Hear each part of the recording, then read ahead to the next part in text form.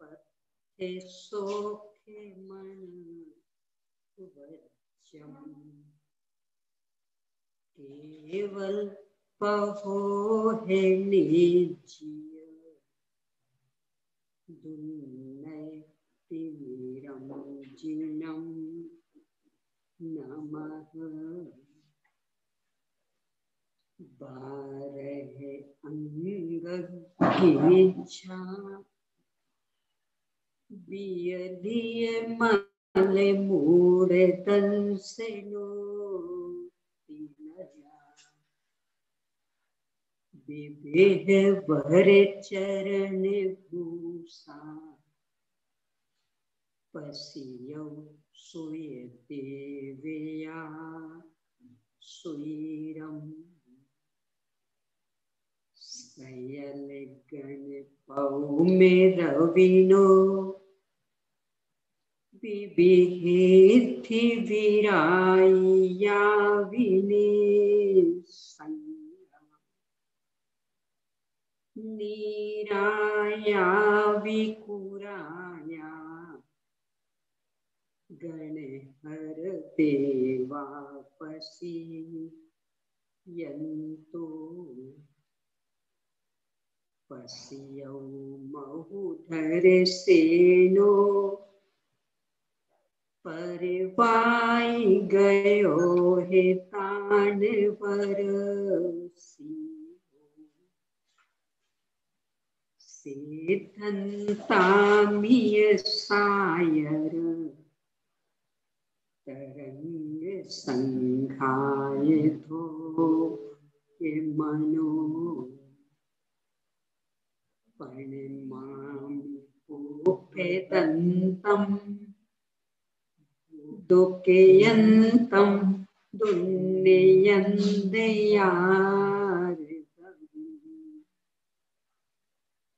भाग्य शिव मग्य कंठे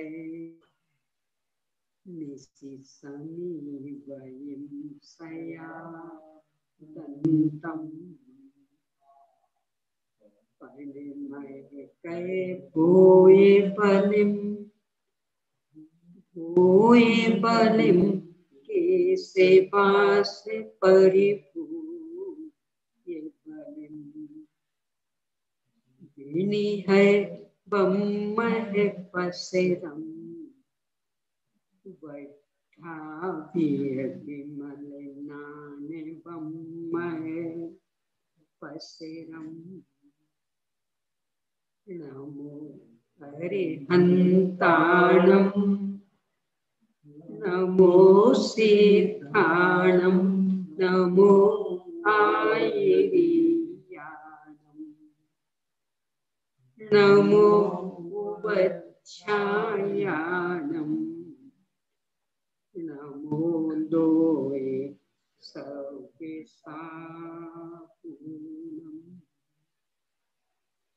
ओम ह्रीं श्री अरहंत सिद्ध आचार्य उपाध्याय साधु पंच परमेष्ठिभ्यो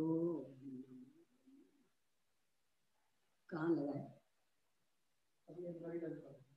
अंदर आ गए थे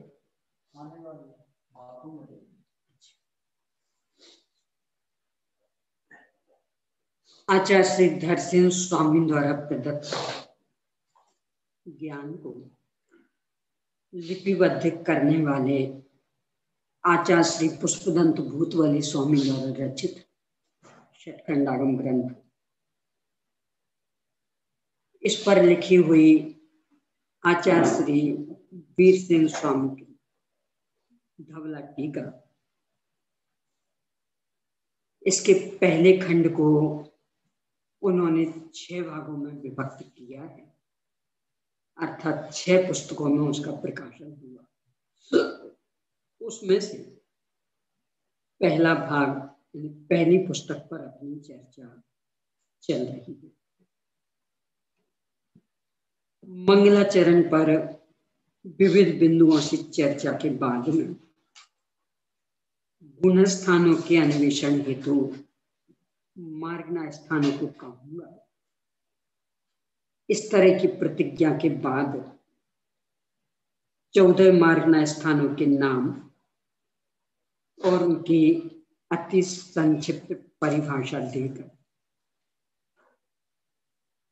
अब गुणस्थान को कहता हूं।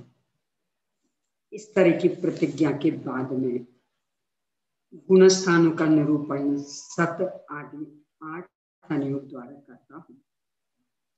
इस संदर्भ में सत आदि 8 अनुयोगों के क्रम की सिद्धि, इसके बाद गुणस्थान का स्वरूप और फिर एक एक गुणस्थान का सत्य प्ररूपना की मुख्यता से विवेचन। इस संदर्भ में अपनी चर्चा क्रमशः बढ़ते हुए 6वें गुणस्थान पर आ गई है। यहाँ आचार्य श्री ने उन परिणामों से जीव को अभेद करके मिथ्या दृष्टि, सासाधन सम्यक दृष्टि, सम्यक मिथ्या दृष्टि, अविरत सम्यक दृष्टि, इस तरह के नाम दिए हैं। आगे फिर सीधा ही देश संयम अथवा संयम संयम, प्रमत्त संयत, यहाँ सीधे ही ऐसे नाम दिए। हो सकता है ऐसा नाम देने के पीछे कारण ये रहा हो कि शब्द स्वयं ही संज्ञावाचक है, अथवा ये भी कारण रहा हो कि भेद विवक्षा और अभेद विवक्षा दोनों को ही बताना चाहते हैं, तो पहले अभेद विवक्षा का प्रतिपादन कर दिया और अब भेद विवक्षा की मुख्यता से प्रतिपादन यहाँ कर रहे हैं। अपनी चर्चा 6वें गुणस्थान पर प्रारंभ हो गई है। नाम है प्रमत्त संयत। प्रमत्त क्यों है और संयत क्यों है, ये विवक्षा यहाँ अलग अलग स्पष्ट कर रहे हैं। इनमें से संयत क्यों, इस विषय पर अपनी चर्चा कल हुई थी कि 5 पापों के त्याग को, 5 पापों से विरति भाव को संयम कहते हैं, जो कि 3 गुप्ती और 5 समितियों से अनुरक्षित है। यानी 3 गुप्ती और 5 समिति 5 पापों के त्याग रूप संयम की रक्षा करके विधिवत से पालन होता। वह संयम वास्तव में प्रमाद से नष्ट नहीं किया जा सकता, क्योंकि इस संयम में प्रमाद से केवल मल की ही उत्पत्ति होती, यानी दोष लगते हैं संयम में, संयम नष्ट नहीं होता प्रमाद के कारण। अब किस तरह के दोष लगते हैं ये चर्चा अपन करेंगे। इसके पहले कल का प्रश्न अपन लेते हैं। इंद्राणी हाथी घोड़े पर बैठ सकते, जो वास्तविक इंद्राणी है वे तो जो अवयोग जाति के देव रहते हैं, जिनका काम ही होता है वाहन बनना, हाथी घोड़ा आदि बनना, तो उनमें से एक अवयोग जाति का देव ऐरावत हाथी बनता है और उस पर भी बैठ के आते हैं। देव ही देव पर बैठा, त्रियंच पर नहीं बैठे। यहाँ मनुष्य तो हाथी घोड़ा बनता नहीं है, यहाँ तो स्पष्ट त्रियंच ही है। त्रियंचों को कष्ट देना ये मनुष्य को शोभा नहीं देता। वर्तमान स्थिति का विचार करें, ये राजाज्ञा के विरुद्ध भी है। राजाज्ञा में भी पशुओं को इस तरह से ढोल धमाके के बीच निकालना कि जिससे वे उत्तेजित हो जाए, मान्य नहीं है। राजाज्ञा उसे स्वीकार नहीं करती। तो राजाज्ञा के विरुद्ध भी काम हुआ, यानी राजद्रोह हुआ। इसलिए पंच कल्याणक आदि में इनका उपयोग नहीं करना, ये ही हर दृष्टि से लाभदायक। हर दृष्टि का मतलब, एक तो अनावश्यक खर्च बढ़ता है। एक एक हाथी कितने लाख में आ जाता? 1.5 से 2 लाख इतना। टोपी कहाँ होगी?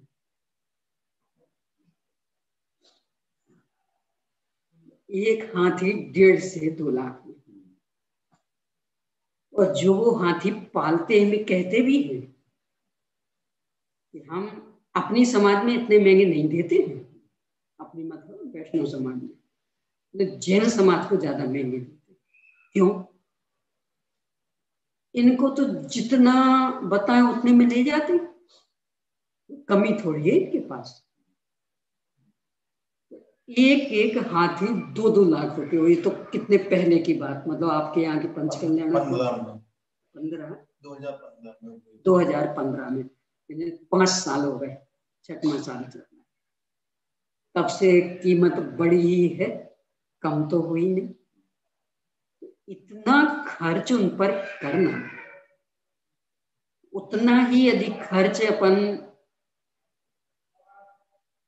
अकेले अपने समाज के लिए नहीं,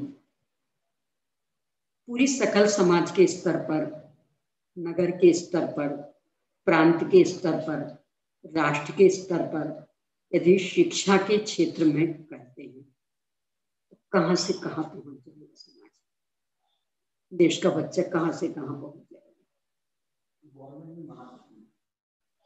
ये तो मैंने कहा ना कि राजद्रोह है, राजाज्ञा का उल्लंघन कर रहे हैं। राजाज्ञा ये कि आप पशुओं को ढोल धमाके के बीच में नहीं निकाल सकते, वो भी, और दूसरे ये भी। तो अपनी सकारात्मक सोच बनाएं, अनावश्यक इस तरह से अपनी शान शौकत के खातिर पैसों को बर्बाद करना ही बुद्धिमानी नहीं है। उसी पैसे को बचा करके सकारात्मक कार्यों में लगाएंगे, कुछ उत्पादन होगा, देश की उन्नति भी होगी। दूसरे, क्योंकि भीड़ भड़क बहुत होती है, ढोल धमाका भी बहुत होती है, पशुओं को इतनी तेज आवाज के बीच में रहने की आदत तो होती है, तो कितनी बार वे भड़क जाते हैं, उद्दंड हो जाते हैं। जब भी उद्दंड हो जाते हैं तो जान बचाना कठिन हो जाता है, उनको संभालना कठिन हो जाता है। कितनी बार तो जाने चली जाती है, कितना अधिक उपद्रव हो जाता है। यानी जो इंद्र श्री जी को लेकर के बैठा है, उसकी जान खतरे में आ जाती है। यहाँ का हुआ उसको लेकर, श्री जी को लेकर के वहां से कूदा, इतना उसने साहस रखा कि श्री जी को तो नहीं छोड़ा, ऐसे दबाते ऊपर से कूद गया, नीचे झेल लिया लोगों ने, बच गया। यहां तक स्थितियां बन सकती। बुद्धिमानी ये है कि अपनी शान शौकत के खातिर उनको सताएं ही नहीं। क्या जरूरत है, ज्यादा ही है। कितने ही जगह फाइबर आदि के बने रखे हैं, जैसे अपने यहाँ भी रखा हो, और भी कई जगह बने रखे। तो आपको ज्यादा ही यदि बिठाने का शौक है, जहाँ ये तैयार रखे हैं उनको बुला लो, और ट्रैक्टर आदि में, ट्रॉली आदि में उनका उपयोग करके और उस पर से निकालने में जलूस। अन्यथा कोई ऐसा आवश्यक तो है नहीं, क्योंकि सब कुछ स्थापना निक्षेप से निक्षेपित चल रहा है। स्थापना इस वस्तु में ही करनी चाहिए, ऐसा कोई नियम नहीं है। जो आपके पास उपलब्ध उसमें स्थापना कर सकते हैं, पर कदाचित फिर भी आग्रह है कि जो फाइबर आदि के बने रखे हैं और मेरे ख्याल से 5-6 जगह तैयार रखे। तो उन उनको ही बुला लें तो उनका उपयोग भी होता रहेगा और आपकी शौक भी पूरी हो जाएगी। प्रेमचंद को सताने के पाप से भी बच जाएंगे, अनावश्यक पैसे की बर्बादी से भी बच जाएंगे। इस तरह की सोच मुझे तो उचित लगती है। बाकी स्वयं विचारक हैं, विचार करिए, क्योंकि किसी पर अपने विचार थोपने के लिए तो गुंजाइश नहीं है। पर मुझे क्या जचता है वो मैंने आपके सामने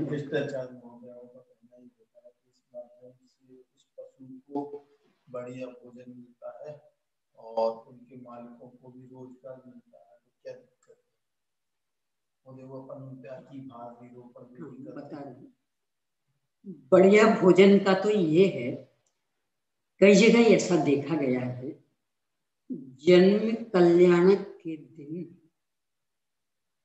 पूरी कमेटी की ओर से सबको मिष्ठान भोजन कराएगा, जैन जन सबको, और उसमें पशु भी शामिल है। पशुशालाओं में, जंगलों में भी वो मिष्ठान भोजन, पूरा भोजन।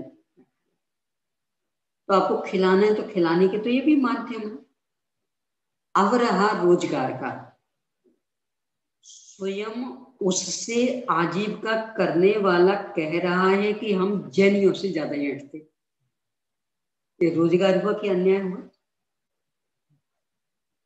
आप अपने समाज को उसे 50,000 में दे रहे, हमें उसे 2 लाख में दे रहे। क्यों? क्योंकि हमसे तो जितना मांगोगे उतने में हम ले जाएंगे। ये व्यापार है, बेईमानी है। दुकानदार यदि कोई ऐसा करे, कपड़े की दुकान पर जाए, एक को वही साड़ी किसी दूसरी कीमत में दे दे और किसी दूसरे को ऐसे 4-5 भाव में, बोलो दुकानदार टिक पाएगा? व्यापार तो व्यापार होता है, वहां सब ग्राहक एक से होते हैं। तो इतना अन्याय, चूंकि जैन लोग मुंह मांगा दे देते, इसलिए ऐसा व्यापार तो बंद ही होना चाहिए। एक बात। दूसरी बात, पशुओं के माध्यम से व्यापार करना ये संविधान में उचित नहीं माना गया। पालतू पशु हैं तो आप घोड़ा गाड़ी आदि जैसा चला करके व्यापार करिए, नहीं तो गाय भैंस आदि है दूध वगैरह के उसमें। पर इस तरह का व्यापार जो भीड़ उन्हें स्वीकार नहीं, जो ढोल धमाका भी सह नहीं पाते, उसमें उनको ला करके और फिर पैसा कमाना संविधान में ही मान्य नहीं। इसलिए वो भी बुद्धिमानी नहीं कि इस माध्यम से उनको रोजगार मिल जाता है। रोजगार नहीं मिलता, बल्कि अपने से ज्यादा ऐंठ करके फिर अय्यासी करते। अकेली आजीविका नहीं चलानी है उन्हें, तो उनके अपन दुर्व्यसनों में कारण बन गए, क्योंकि अमाप लुटते और फिर अनाप शनाप खर्च करते। विवेक तो होता नहीं है, धार्मिक संस्कार है नहीं, तो अपन ने उनमें उनको सक्रिय करने के रूप में अपना पैसा दिया। ये तो सब तरह से ही विरोध हो गया, आगम का भी, अपनी जाति का भी, मनुष्य मानवता का भी और देश का भी द्रोह अपन ने किया। ये करना उचित है। एक इसमें और रखिएगा ख्याल में, प्रकरण से जुड़े हुए प्रश्न ही वाचना में लेने का अपन ने नियम बना रखा है, क्योंकि यहाँ वहाँ के प्रश्न यदि मिले तो उनकी भरमार इतनी है कि ये विषय बिल्कुल चल नहीं।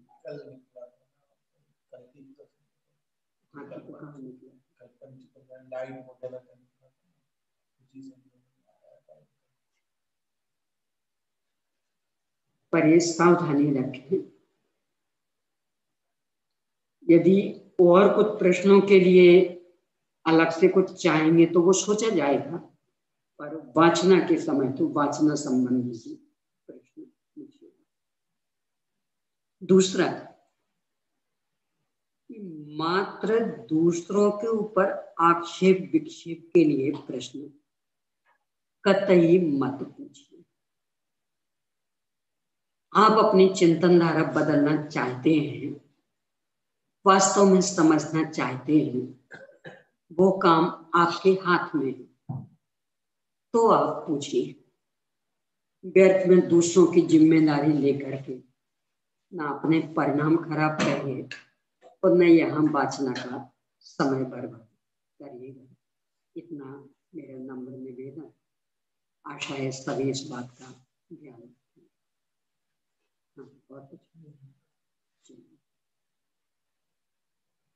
पेज नंबर 177 पर अपनी चर्चा है। यहाँ कहा कि जो प्रमत्त संयत में तो 5 पापों से विरति भाव और 3 गुप्ती और 5 समिति के माध्यम से उनमें और अधिक विशेषता लाना, विरति भाव में दृढ़ता लाना।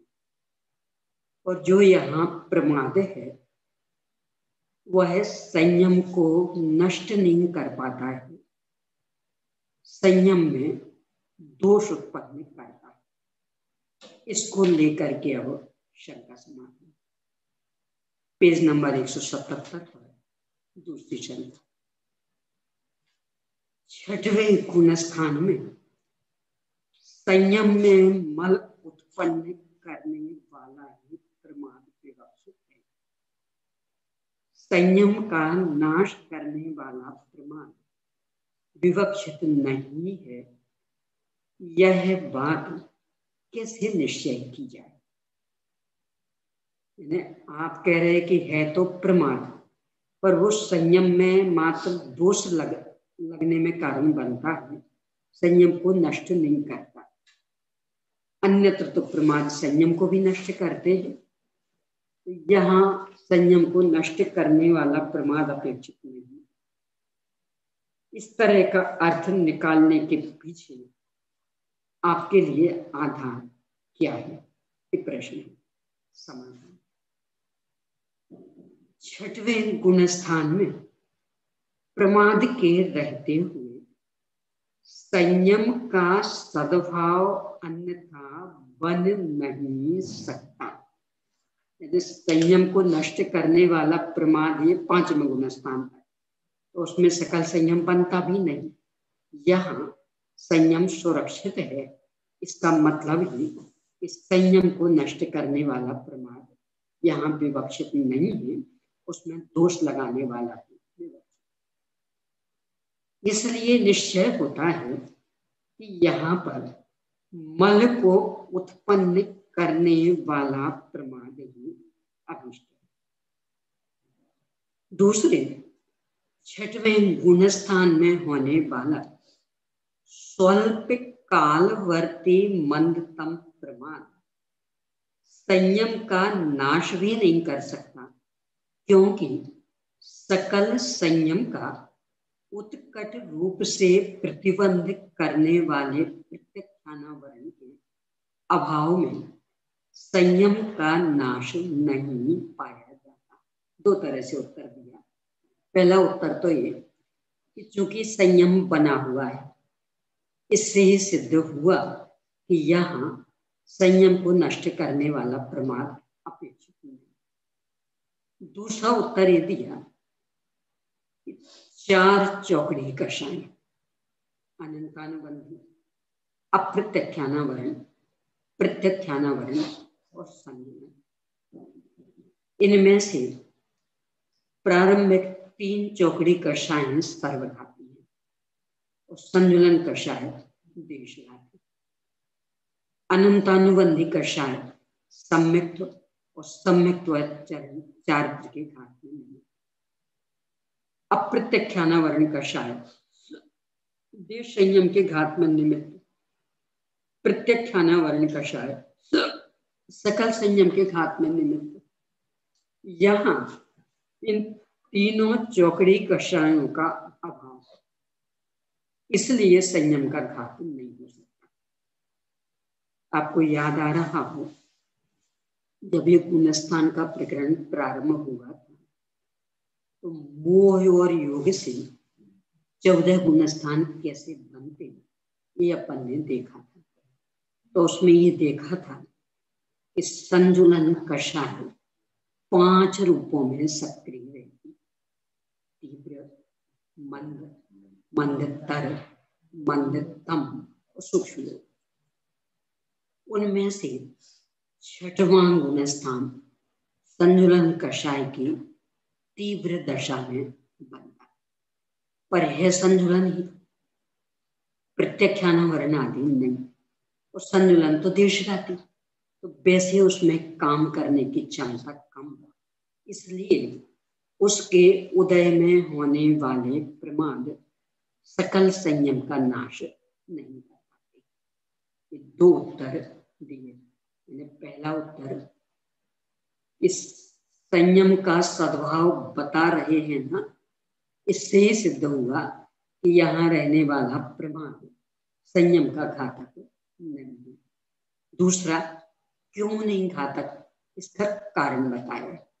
इस सकल संयम के घातक कषाय प्रत्यक्षाना वर्ण, और यहाँ प्रत्यक्षाना वर्ण का तो अभाव है, संजुलन का सद्भाव, और संजुलन देशघाती है, वह सकल संयम की घातक नहीं है। इसका मतलब प्रमाद मात्र दोष उत्पन्न करने में कारण है, संयम का नाश करने में कारण नहीं है। अब नाम के ऊपर चर्चा। यहाँ पर प्रमत्त शब्द अंत दीपक है, इसलिए वह 6वें गुणस्थान से पहले के संपूर्ण गुणस्थानों में प्रमाद के अस्तित्व को सूचित करता है। अंत दीपक यानी इसके पहले सर्वत्र प्रमाद था। सो जाना, अलसाए रहना, कार्य में उत्साह नहीं रखना, इसको तो सारी दुनिया प्रमाद कहती है। बड़ा आलसी है, बैठ जाए तो उठने ही नहीं चाहता, उठ जाए तो बैठने ही नहीं चाहता, किसी काम को उत्साह पूर्वक करने ही नहीं चाहता, मरे मरे से करता है, इसको तो सारी दुनिया प्रमाद करती है। जिनवाणी माँ इससे भी आगे है। यहाँ तो जिन परिणामों से अपना उपयोग रंजित हो जाता है, विकृत हो जाता है, स्वरूपस्थ नहीं रह पाता, उसका नाम है प्रमाद। आचार्य पूज्यपाद स्वामी ने सर्वार्थ सिद्धि ग्रंथ में बहुत सुंदर परिभाषा दी है इसकी। कुशलेषु अनादरः प्रमादः। कुशल कार्यों में अनादर का परिणाम प्रमाद। कुशल किसका नाम?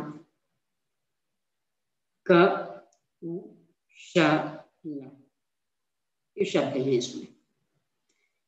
एक अक्षरी नाम माला के अंतर्गत का अर्थ होता आत्मा, उ यानी उत्कृष्ट, श मतलब शरण मतलब सुख।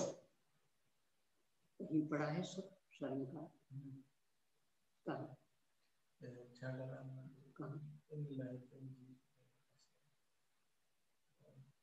पढ़ा है छड़ा। हाँ तो अभी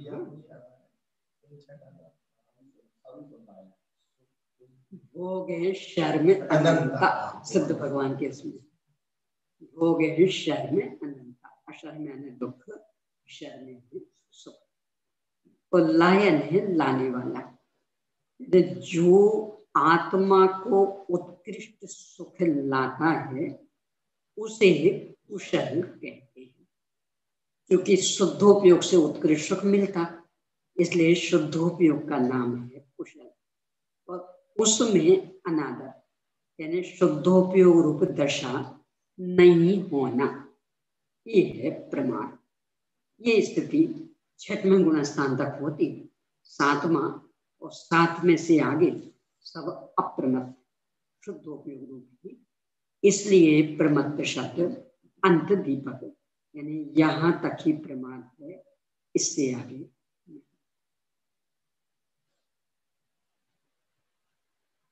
अब इनमें भाव, 5 भावों में से किस भाव का आश्रय लेकर यह प्रमत्त संयत गुणस्थान उत्पन्न होता है? समाधान, संयम की अपेक्षा यह गुणस्थान क्षारोक्षमिक। अब यह अपेक्षा क्यों लगा दी कि सम्यक्त्व की दृष्टि से देखें तो तीनों सम्यक्तों में से कोई सा भी हो सकता है, औक्षमिक भी, क्षारोक्षमिक भी, क्षायिक भी। और कषायों आदि की अपेक्षा देखें तो औदिक भी है, संजुलन कषाय विद्यमान, गति आदि विद्यमान। पर संयम की अपेक्षा देखें तो मात्र क्षारोक्षमिक भाव। अब इस पर से प्रश्न, प्रमत्त संयत गुणस्थान क्षारोक्षमिक किस प्रकार, संयम की अपेक्षा यहाँ क्षारोक्षमिक भाव कैसे? समाधान, क्योंकि वर्तमान में प्रत्यख्याना वर्ण के सर्वघाती स्पर्धकों के उदय क्षय, मतलब उदयाभावी क्षय होने से और आगामी काल में उदय में आने वाली सत्ता में स्थित उन्हीं के उदय में न आने रूप उपशम, यानी सदवस्था रूप उपशम होने से तथा संजुलन कषाय के उदय से प्रत्यख्यान यानी कि संयम त्याग, प्रत्यख्यान यानी संयम त्याग। और कहीं देखा समय सा नानम पच्चखानम, ज्ञान ही प्रत्यख्यान है त्याग। संयम उत्पन्न होता है, इसलिए क्षारोक्षमिक। चूंकि क्रमशः चर्चा कर रहे इसलिए अकेला प्रत्यख्याना वर्ण को ही लिया। वैसे देखें तो मिथ्यात्व और 3 चौकड़ी कषाय का अभाव, उदयाभावी क्षय भी और सदवस्था रूप शम और संजुलन का उदय, इससे प्रकट हुआ संयम भाव, यह है क्षारोक्षमिक। अब इस पर से प्रश्न, अभी अभी आपने कहा था कि संजुलन कषाय का उदय चल रहा, इसलिए प्रमाद लग रहे, दोष लग रहे, मल पैदा हो रहा। संयम तो आगे भी है, छठवां है उसमें तो प्रमत्त की विशेषता है। संयम तो छठवें से शुरू होकर सिद्ध तक चलना है, पर जो छठवां बना वो तो प्रमाद की अपेक्षा, प्रमाद में आपने कहा था संजुलन कषाय के उदय से लगेगी, तो उसकी अपेक्षा आप इसमें औदिक भाव क्यों नहीं? ये प्रश्न पेज नंबर 178 पर। संजुलन कषाय के उदय से संयम होता है, इसलिए उसे औदयिक नाम से क्यों नहीं कहा जाता? मैंने कितना घुमा दिया शिष्य ने। आचार्य ने ये कहा था कि संजुलन कषाय के तीव्र उदय से मल पैदा होता। 177 पर दूसरे नंबर की शंका, उसके समाधान में कि मल पैदा होता, दोष लगते। इसने उसका अर्थ ये लगा लिया कि वो संयम ही पैदा हुआ। जब संयम पैदा हुआ तो फिर औदिक भाव कहना चाहिए। आचार्य उत्तर देते नहीं, क्योंकि संजुलन कषाय के उदय से संयम की उत्पत्ति नहीं होती है। संयम तो स्वरूप लीनता वाला परिणाम, तो वो कषाय के उदय से कैसे होगा? वो तो जो कषाय नष्ट हुई है उनके कारण हुआ, यानी 3 चौकड़ी कषाय का जो अभाव हुआ है, संयम तो उससे हुआ। तो संजुलन कषाय के उदय से संयम की उत्पत्ति नहीं होती है। शंका, तो संजुलन का व्यापार कहाँ पर होता है, यानी फिर संजुलन कषाय क्या काम करती। समाधान, प्रत्याख्यानावरण कषाय के सर्वघाती स्पर्धकों के उद्याह भावी क्षय से और सदवस्था रूप उपशम से उत्पन्न हुए संयम में मल के उत्पन्न करने में संजुलन का व्यापार होता। व्यापार मतलब कार्य, प्रवृत्ति। यानी संजुलन कषाय क्या काम करेगी कि तीन चौकड़ी कषाय के अभाव में जो संयम भाव प्रकट हुआ है उसमें संजुलन कषाय का तीव्र उदय रहते दोष देंगे। 15 प्रकार के प्रमाण, उनके पर 80 भंग और भी 37,500 भंग आदि ये दोष लगते हैं। संयम के कारणभूत सम्यक दर्शन की अपेक्षा तो यह गुणस्थान क्षायिक, क्षायोपशमिक और औपशमिक भाव निमित्तक है। यानी तीनों ही प्रकार के सम्यक तो हो सकते हैं, एक जीव के एक ही रहेगा, पर अनेक जीवों की अपेक्षा देखें तो तीनों में से कोई भी शंका। यहाँ पर सम्यक दर्शन पद की जो अनुवृत्ति बतलाई है उससे क्या यह तात्पर्य निकलता है कि सम्यक दर्शन के बिना भी संयम की उपलब्धि होती है? क्योंकि आप कह रहे हैं कि तीनों प्रकार के सम्यक दर्शन हो सकते हैं, इसका मतलब सम्यक दर्शन के बिना भी संयम हो सकता होगा। समाधान, ऐसा नहीं है। यानी सम्यक दर्शन के बिना संयम नहीं होता, क्योंकि आप्त, आगम और पदार्थों में जिस जीव के श्रद्धा उत्पन्न नहीं हुई है तथा जिसका चित्त तीन मूर्ताओं से व्याप्त है उसके संयम की उत्पत्ति नहीं हो सकती। यानी चर्चा जब भी सम्यक की तो बाहर वाले साधनों से, आप्त का श्रद्धान, आगम का श्रद्धान, पदार्थों का श्रद्धान और तीन मूर्ताओं से रहित। स्वानुभव वाला लेते ही नहीं, इतना अपन पढ़ चुके कहीं आई नहीं वो शब्द। क्यों? वो मात्र अनुभव गोचर, वो वास्तव में तो अनुभव गोचर भी नहीं, अनुमान गोचर।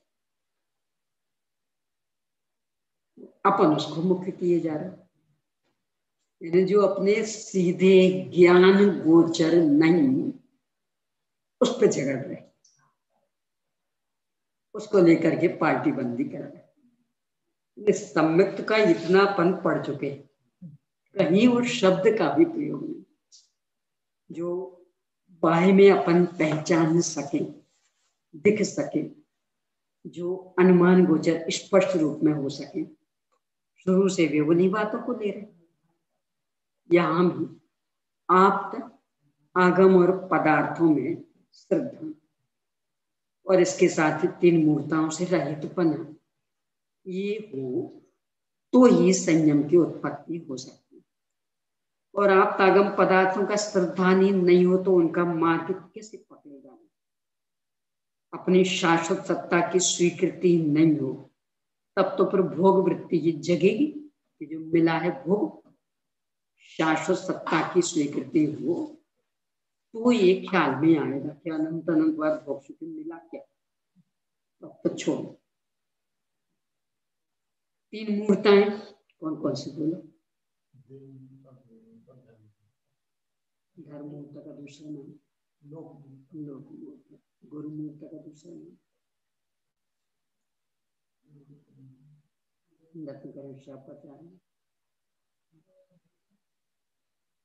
पाखंडी मूर्त, गुरु मूर्त या पाखंडी मूर्त और लोक मूर्त। मूर्त अज्ञानता, बुद्धूपना, यानी ना समझी, धर्म के संदर्भ में ना समझी, गुरु के संदर्भ में ना समझी, यानी उनका स्वरूप आदि नहीं समझना, लौकिक में भी, धर्म के संदर्भ में भी मूर्खता, इनसे रहित, तब ही सम्यक वो संयम होता है। शंका, यहाँ पर द्रव्य संयम का ग्रहण नहीं किया, यह कैसे जाना?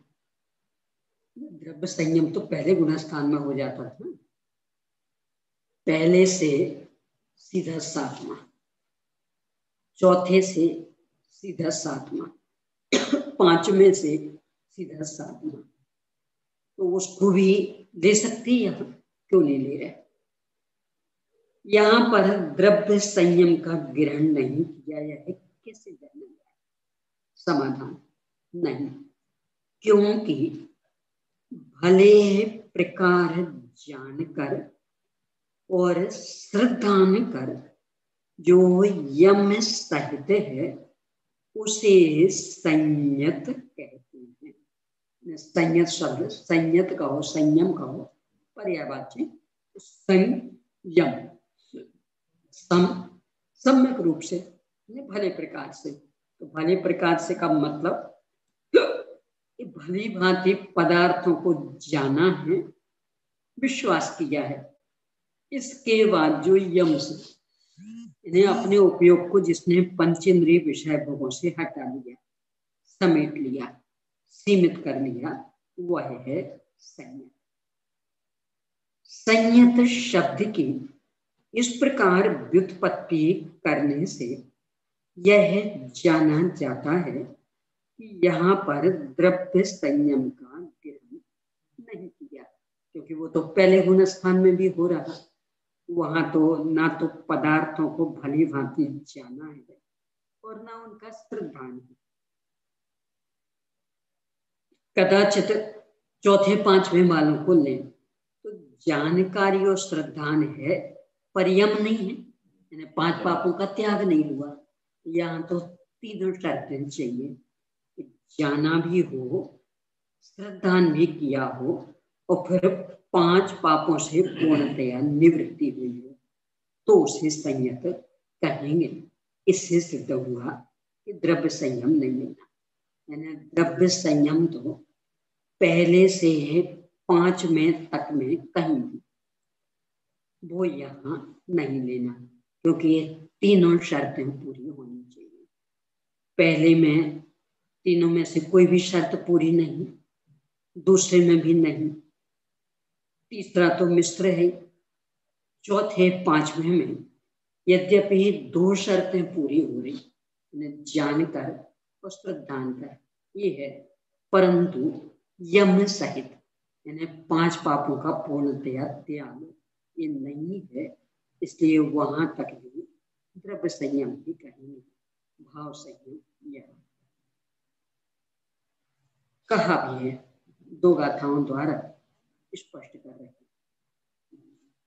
179 पेज पर 113 और 114 में वत्तावत् पमाये जो वसई पमत संजलो सयल गुणशील कलियो महापै चित्तलायनो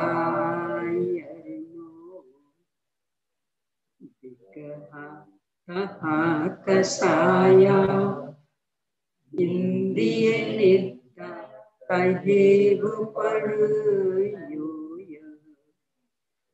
चतु चतु पढ़ में गम कौंती पमाताय पन्नरसा। जो व्यक्त अर्थात स्वयं संबित यानी स्वयं को पता लग जाए वो, और अव्यक्त अर्थात अर्थात प्रत्यक्ष ज्ञानियों के ज्ञान द्वारा जानने योग्य, यानी केवल ज्ञानी ही जिन्हें जान सके। ऐसे प्रमाद में वास करता है, यानी प्रमाद जिसकी परिणति में चल रहे हैं। जो सम्यक ज्ञानादि संपूर्ण गुणों से, यानी ज्ञान भी सम्यक ज्ञान है, और वृत्तों के रक्षण करने में समर्थ ऐसे शीलों से युक्त है। 5 महाव्रत ये व्रत कहलाते हैं, और शेष 23 ये उसके संरक्षण करने में कारणभूत, इसलिए शील कहलाते। जैसा गृहस्थों के में है, 12 व्रतों में से 5 अनुव्रत ये तो कहलाते हैं व्रत, और 3 गुणव्रत और 4 शिक्षा व्रत ये कहलाते हैं शील। ऐसे ही मुनिराजों के 28 मूल गुणों में से 5 महाव्रत ये तो कहलाते हैं व्रत, और शेष जो 23 बचे, 5 समिति, 5 इंद्रिय विजय, 6 आवश्यक, 7 शेष गुण, ये सब कहलाते हैं शिक्षा, क्योंकि तो शील व्रत, शील व्रत, क्योंकि इनके माध्यम से महाव्रत पूर्ण सुरक्षित रहते वो वृद्धिंगत होते, इसलिए वे शील व्रत कहलाते। तो व्रतों के रक्षण करने में समर्थ ऐसे शीलों से युक्त है। इन्हें व्रत तो है ही, साथ में शील भी है। जो देश संयत की अपेक्षा महावृत्ति है। देश संयत की अपेक्षा क्यों लिख दिया? क्योंकि वास्तविक महावृत्ति तो संजुलन कषाय के पूर्ण अभाव में है, ज्ञान से। पर चूंकि देश संयम में आंशिक त्याग हुआ था, उन्हीं की अपेक्षा इन्हें भी महावृत्ति कह रहे थे कि लोक में जिन्हें पाप कहते हैं वे इनके नहीं। जिनागम में जिन्हें पाप कहते वे तो अभी है, क्योंकि कषाय है कारण, पाप है उसका कारण। यानी कषाय की जब तीव्रता होती है तो वो पाप रूप में व्यक्त होती है। 10वें गुण स्थान तक कषाय विद्यमान, तो जहां तक कारण विद्यमान तो उपचार से कार्य को भी नहीं। यही कारण परिग्रह संज्ञा, परिग्रह पाप में भी है तो वो 10वें गुण स्थान। तो जब उसका भी अभाव होगा, वास्तविक महावृत्ति तो तब बनेगी, यानी 10वें के आगे। पर यहाँ 5वें गुण स्थान की तुलना यदि करेंगे तो 5वें में चूंकि आंशिक संयम था, उनकी अपेक्षा यहाँ 6वें में लोक में माने जाने वाले पापों से पूर्ण निवृत्ति, इसलिए महावृत्ति। तो जो देश संयत की अपेक्षा महावृत्ति है, और जिसका आचरण प्रमाद मिश्रित है अथवा चित्रण, सारंग को कहते हैं। सारंग चीता, सारंग चीता। चीता देखा होगा, चितकबरा रहता, यानी काला पीला काला पीला धपे धपे धपे। तो चित्रण सारंग को कहते हैं, इसलिए जिसका आचरण सारंग के समान शबलित अर्थात अनेक प्रकार का है, अथवा चित्त में प्रमाद को उत्पन्न करने वाला जिसका आचरण है, उसे प्रमत्त संयत कहते हैं। प्रमाद अथवा चित्रण के यहाँ 3 अर्थ किए। शबलित कहीं और पढ़ा,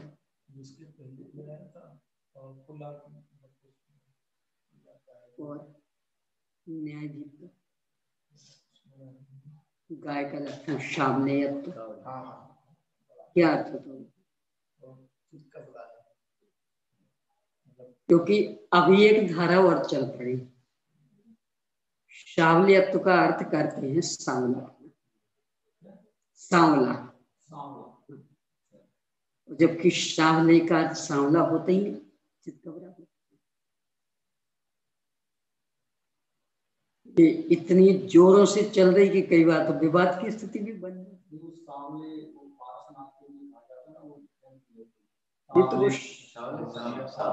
तो सांवरिया कहा जाता, सांवलिया थोड़ी कहा जाता। तो उसमें तो सा दंती सा मतलब सड़क वाला सा, शक्कर वाला सा थोड़ी हुआ। जहाँ सांवलिया पारसनाथ कहा जाता ना, वहां तो दंती सा, सड़क वाला सा, तालब भी शान नहीं, शक्कर वाला शान नहीं।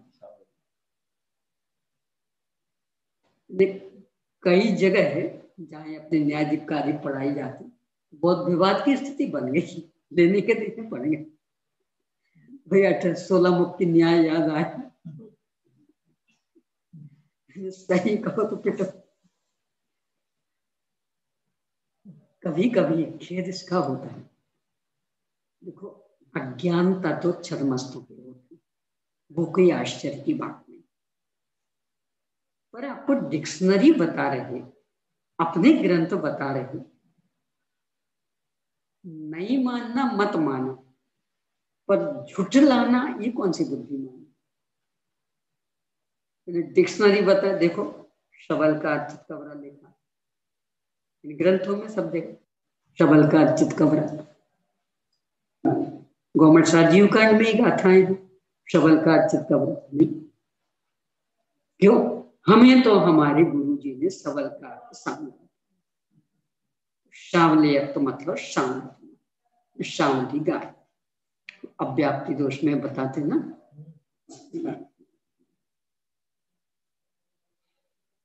व्यक्ति तक ही सीमित रहे तो खेद नहीं होता। आप जो अध्यापन कार्य कर रहे थे, पढ़ा रहे थे, ये धारा तो परंपरा अनुसार चलनी है। यानी आप अपने विद्यार्थियों को ये अर्थ बता रहे हैं, विद्यार्थी दूसरों को पढ़ाएंगे तो उन्हें भी यही अर्थ बताएंगे, वे अपने विद्यार्थियों को पढ़ाएंगे उन्हें भी ये अर्थ बताएंगे। कौन मान करेगा?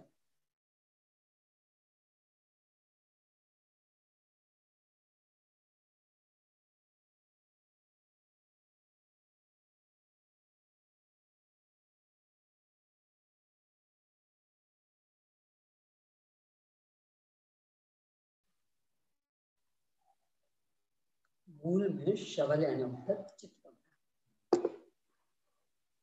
यहाँ कितने अर्थ कर दिए। एक तो चित्कबरा मतलब प्रमाद सहित आचरण, दूसरा अनेक प्रकार का आचरण, तीसरा चित्त में प्रमाद को उत्पन्न करने वाला आचरण। पहले और तीसरे में अंतर क्या पड़ा? पहले में जो प्रमाद सहित आचरण था वह ऐसा कि स्पष्ट दिख जाए, और तीसरे में चित्त में प्रमाद को उत्पन्न करने वाला आचरण, मतलब दिखे ना। जैसे बाहुबली मुनिराज 1 साल तक खड़े रहे तो कोई प्रवृत्ति आदि की ही नहीं, तो बिल्कुल ध्यान से खड़े थे, पर छठवां सातवां गुणस्थान तो होता रहा, कैसे जानेंगे? यानी जिनके प्रवृत्ति चल रही, आहार विहार निहार लिखना पढ़ना देवदर्शन आदि करना, आचार्य शिष्य संचालन शिष्य अनुसंग संचालन आदि है, उपाध्याय तो पढ़ा रहे हैं, हम कदाचित आचार्य दीक्षा भी दे रहे, प्रायश्चित आदि दे रहे, तो ये सब तो दिख रहे हैं, तब तो ठीक है। तो जो लगातार 1 वर्ष तक ध्यान से खड़े, उनके कैसे जाने?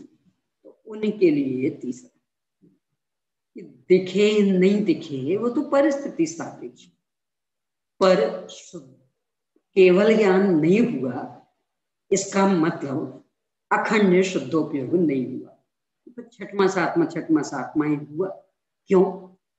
क्योंकि 8 में से 12वें गुणस्थान तक का काल तो सामान्य से अंतर में, इससे ज्यादा तो रह नहीं सकते। 12 में से लौटने के लिए अवसर नहीं, तो यदि वहां तक पहुंचे होते तो केवल ज्ञान हो जाता। तो फिर चढ़ना फिर लौटना कहाँ चल सकता? छठवें सातवें में। इसका मतलब साल भर तक छठवें सातवें में रहना, पर प्रवृत्ति तो दिखाई नहीं दी। ना दिखने दो, चित्त में तो प्रमाद चल रहा है। पहले और तीसरे में ये अंतर, पहले में कि बाहर में प्रवृत्ति भी दिख जाए, और तीसरे में कदाचित योग मुद्रा में खड़े हो। अपने ऋषभदेव मुनिराज भी 6 महीने तक नहीं उठे, तो बाहर में प्रवृत्ति तो कुछ नहीं दिखी, परंतु श्रेणी का आरोहण तो नहीं किया। इसका मतलब मन में प्रमाद चल रहा है। इस तरह 3 अर्थ हो गए। कहना ये चाह रहे हैं कि जहां शुद्धोपयोग दशा नहीं हो रही है, संयम है पूरा, उसका नाम है प्रमाद संयम। अब वो जो प्रमाद सामान्य से प्रमाद के 15 हैं, कौन कौन से हैं अब इन्हें बता रहे हैं।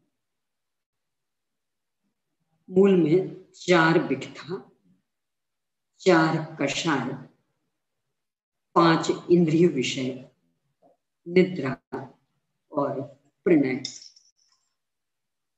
4 विकथाओं में क्या लेना, इसमें भी कभी कभी समस्या आ जाती।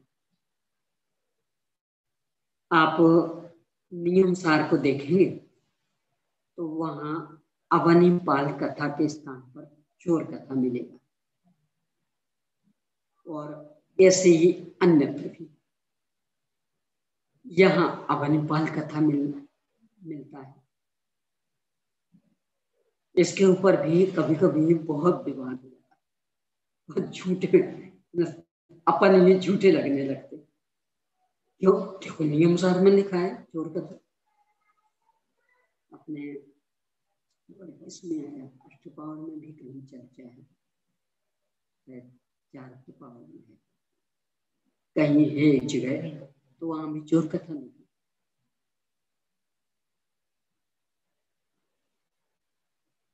यहाँ ये वाला क्यों और वहां वो क्यों, उसका कारण जब कथाओं के 25 भेद किए जाते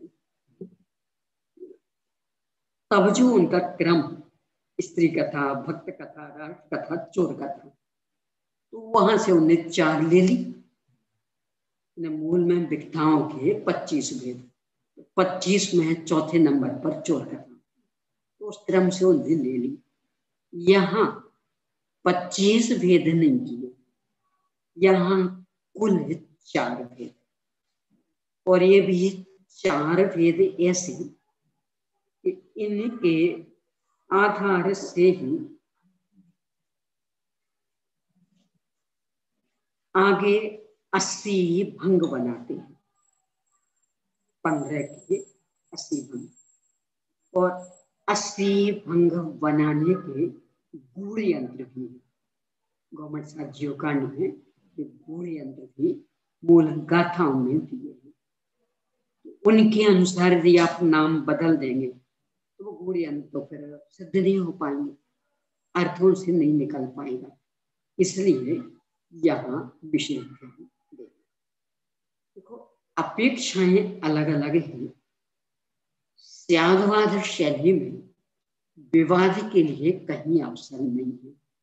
बस अपेक्षा समझ लें कि यहाँ चूंकि मात्र 4 तो उन्हें अवनिपाल कथा को मुख्य रखा, वहां 25 कथाएं गिना रही, तो जिस क्रम से गिना ही है उनमें से 4 क्रमशः ले ली उन्हें, तो चोर कथा ले ली। बस इतनी सी बात। अब इसमें दूसरे को झूठा सिद्ध करना, स्वयं से कहाँ इसकी पकड़, इसके लिए अवसर कहाँ रहता?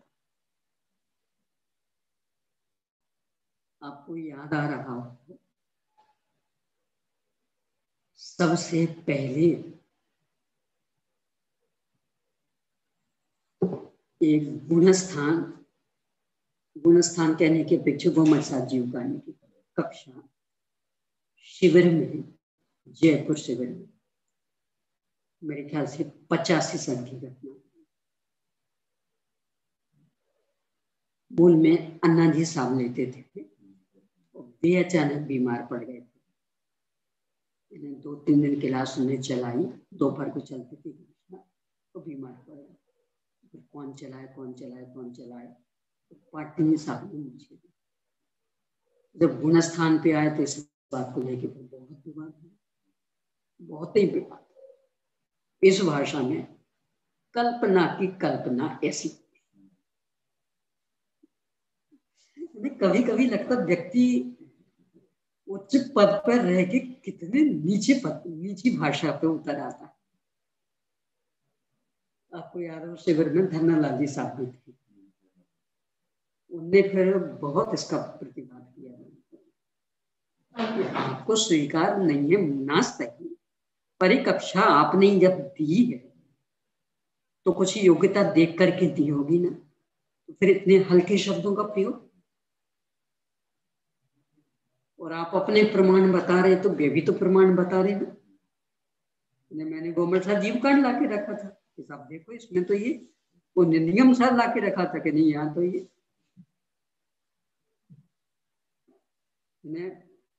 बहुत अंतिम, ये बीत पहले 15 दिन का होता था ना जयपुर का, तो करीब करीब ये 6वें-7वें दिन की घटना थी।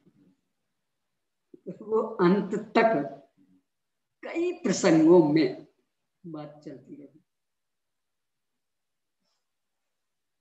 अगर धन्नालाल जी साहब के पश्चाताप में हुआ करते थे, जब उनको लगा कि ये बिंदु मिट नहीं रहा, तो फिर अंतिम दिन प्रवचन में उन्होंने खूब एक प्रकार के फटकार कि आपको लगता था आयोग तो दी क्यों कक्षा, वो दी है जब वो प्रमाण दे रही है तो आप इतने हल्के शब्दों का प्रयोग। शबल वाला भी ऐसे हुआ था, न्यायाधीश का पढ़ाते थे, नहीं सांवला होता, देखो सर नहीं सांवला होता। कई ऐसे प्रसंग बन गए जिससे लगा कि कुछ दम नहीं है इसमें, हटने में ही लाभ। कषाएं जो न करा ले सब कम, एक सुर्त केवली वाला बिंदु, एक शबल का से कई बिंदु हो गए।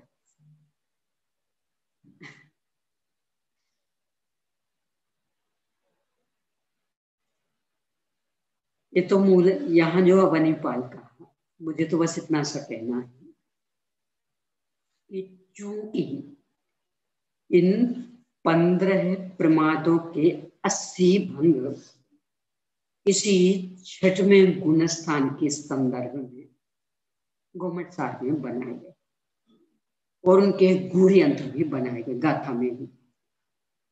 यदि आप नाम दूसरा रखते हैं तो फिर वो गूढ़ यंत्र की जो शैली, यानी एक शब्द से जुड़ी हुई एक संख्या, तो उन्हें बराबर शब्द कहा, वो संख्या जुड़ी, वो गलत सिद्ध हो जाएगी।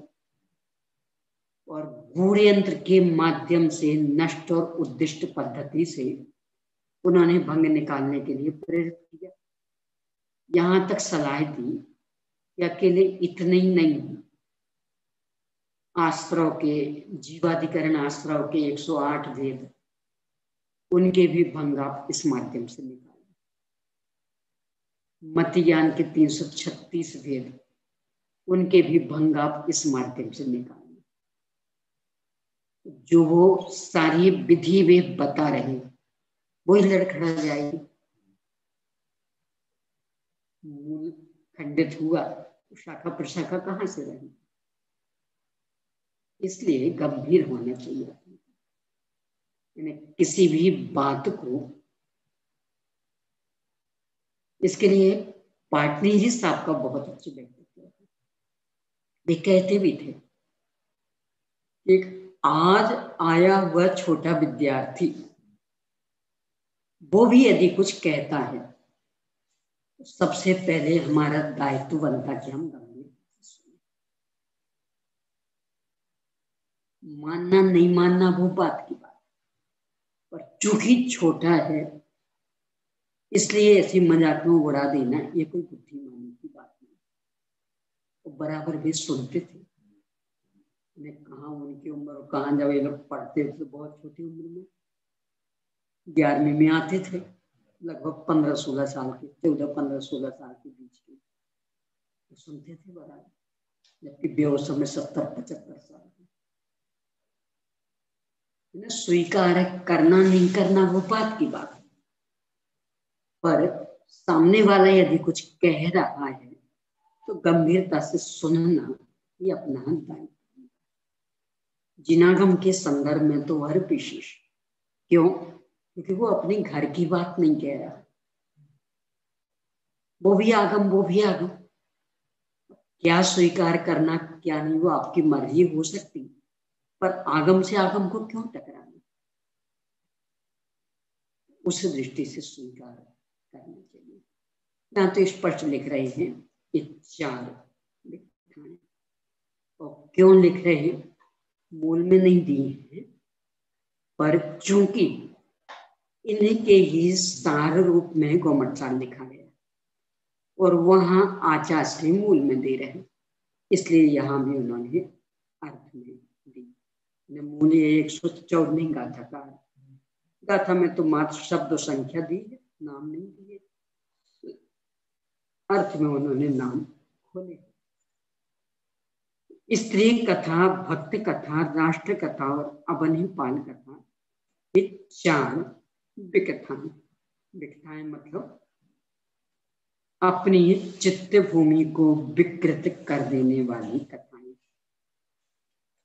यहाँ स्त्री कथा मतलब ऐसे कोई महिलाओं की कथा करते बैठ जाते होंगे, ये बात नहीं है, क्योंकि ये 6वें गुणस्थान वाले प्रमादों की चर्चा चल रही है। तो फिर क्या है, अपन चारों अनुयोगों के शास्त्र देखें। प्रथमानुयोग से शुरू करें। मर्दे भी माता का वर्णन कर रहे हैं, नक्शे शिखर, ये स्त्री कथा। कर्णानुयोग में किस स्वर्ग तक देवियां उत्पन्न होती, कहां तक ले जाई जाती हैं, क्या क्या उनका सौंदर्य आदि है, शलाका आदि पुरुषों की कितनी कितनी रानियां रहती हैं, कैसी कैसी व्यवस्था रहती, भोग भूमि आदि में स्त्री पुरुषों की क्या व्यवस्था इत्यादि वर्णन, ये सब स्त्री कथा होगा। चरणानुयोग में देखेंगे शील की मर्यादाओं के अंतर्गत, अंतराय आदि के अंतर्गत जो भी महिलाओं की चर्चा, वो स्त्री कथा। द्रव्यानुयोग में देखेंगे जैसे समय सार में देखें, अपनी ही विवाहिता बाल स्त्री भोगने, इसके बाद जब वह जवान होती है तब पुरुष के प्रयोगानुसार भोगती, यानी पुरुष को भाव हो तो भोगेगा, चारुदत्त जैसे हो जाए तो नहीं। शुद्धोपयोगी घातक है, शुद्धोपयोगी घातक। ये तो पहले कह चुके ना, 5वें गुणस्थान जैसा प्रमाद तो यहाँ ले नहीं, इसीलिए तो अपन स्पष्ट कर रहे हैं। 5वें गुणस्थान जैसे प्रमाद में तो ये अपने जैसे आता है, मैंने किसी को भी देखा हो कुछ भी चर्चा वार्ता करने में तो वो तो 6वें में लेना नहीं, तो फिर क्या लेना? क्या आगम लिख रहे हैं, पढ़ा रहे हैं, चारों युगों में चर्चाएं हैं वो। अब जब भी ये इसमें रहेंगे शुद्ध उपयोग नहीं रहेगा, इसलिए वो बिगड़ा। प्रवचन सार की टीका में चरणानुसूचक टीका में वहां है चित्त भूमि को जो रंग देती, भूमि नहीं भित्ति दिया, भित्ति भित्ति भित्ति मतलब दीवार, चित्त रूपी दीवार को ये रंग देती, इसलिए इन्हें बिगड़ा कहा।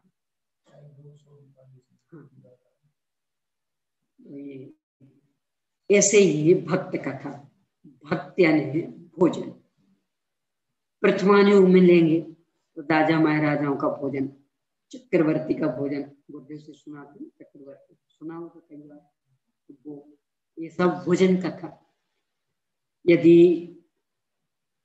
कर्णानुयोग में देखें तो देवों की कैसा भोजन होता है, भोग भूमियों की कैसा होता है, शलाका पुरुषों की कैसा होता है, निहार बिना का आहार कैसा, ये सब प्रकरण ये भक्त कथा। चरणानुयोग में ले तो भोजन के अंतराय आदि, भोजन के दोष आदि, 4 प्रकार का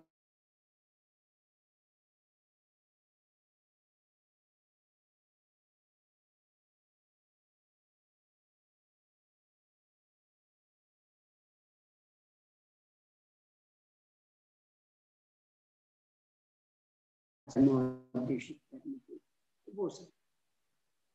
राष्ट्र कथा, राष्ट्र मतलब पूरा देश। प्रथमानुयोग में तो वहां तो देशों की चर्चा ही, चक्रवर्ती 6 खंड का अधिपति, तो 6 खंड कैसे कैसे हैं सारी व्यवस्था बताएंगे, राजा महाराजाओं की भी। कर्णानुयोग में तो ये जो अपने द्वीप आदि की संरचना, नगरियों की संरचना, ये राष्ट्र कथा। चरणानुयोग में दिग्वृत्त देशवृत्त के अंतर्गत, यहाँ तक जाना, यहाँ से आगे नहीं जाना, सीमाएं बनाना, कैसा कैसा हो तो उस राष्ट्र में रहना। चरणानुयोग चाहे जहां रहने की मान्यता नहीं देता, बहुत सारी रीतियां नीतियां, जहां पानी की व्यवस्था हो, राजा समभावी हो, तीव्रतम धर्मांधन ना हो, जहां खाद्य सामग्री सहजता से मिल सके, जहां धर्माराधन की पूर्ण स्वतंत्रता हो, भले राजा किसी भी धर्म का धारक हो पर अन्य को स्वतंत्रता, ऐसी बहुत सारी बातें लिखी, वहां रहना, और इनमें से कुछ भी कम हो तो वहां नहीं रहना। क्यों? आकुल व्याकुल हो, धर्माराधना हो नहीं पाएगी। ये सब चरणानुयोग में।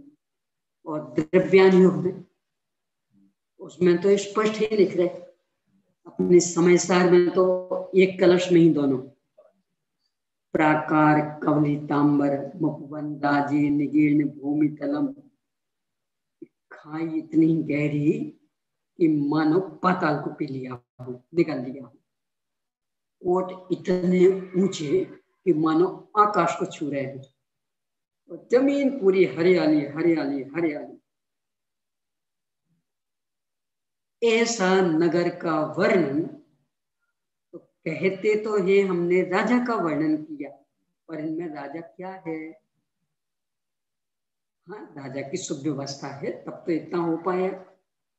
ये सब नगर आदि का वर्णन, राष्ट्र कथा, और उसके साथ ही उसमें फिर राजा का 5 योजन में राजा निकला, तो 5 योजन लंबा चौड़ा तो कोई राजा होता नहीं, बाकी दल बल होंगे, चूंकि वे दल बल राजा के साथ हैं इसलिए कह देंगे कि राजा 5 योजन में निकला। तो ये भी राष्ट्र कथा अवनिपाल का।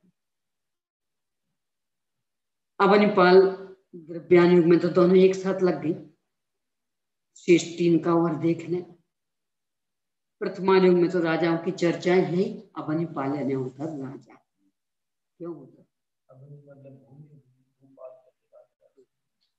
अवनि यानी है भूमि, भूमि पर रहने वाले, पालन है पालन करने वाला, यानी भूमि का पालन करने वाला तो राजा। प्रथमानी में तो राजा महाराजाओं की चर्चा। करणान योग में जो ये 32 नगरियां, वहां के राजा महाराजा अथवा चक्रवर्ती का कैसा वैभव, मांडलिक का कैसा वैभव, अर्धचक्री का कैसा, तो ये सब राजाओं का वर्णन। चरणान योग में आहार के संदर्भ में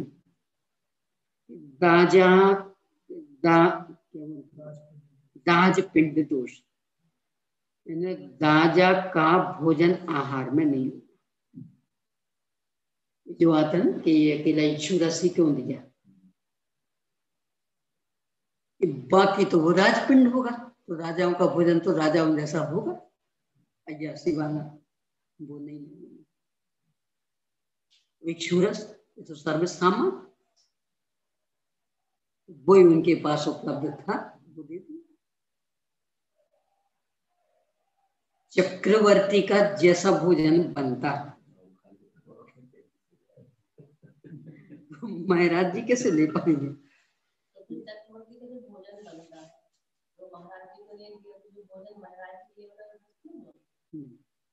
तो अकेला चक्रवर्ती थोड़ी है, वहां 96,000 पत्नी नहीं, कोई नहीं पचा पाते।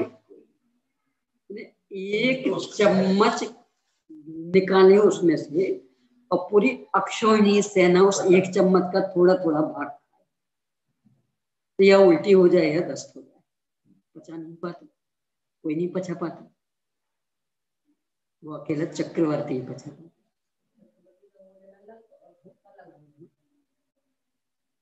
96,000 का बनना, उनके बाल बच्चे, उतने नौकर चाकर आए दिन आने जाने वाले,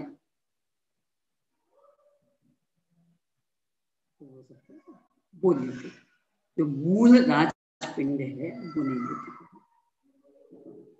तो प्रॉपर राजा का भोजन रखा रहता है।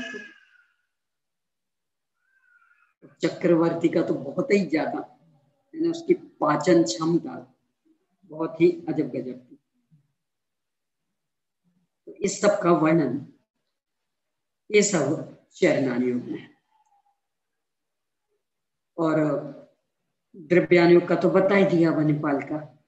इस तरह से ये चारों प्रकार की कथाएं जो अपने परम पूज्य अनुयोगों में विद्यमान आचार्यों ने लिखी, परंतु जिस समय ईश्वर उपयोग होता है उस समय शुद्ध उपयोग नहीं हो पाता, उनके उपयोग रूपी दीवार रंग जाती, इसलिए ये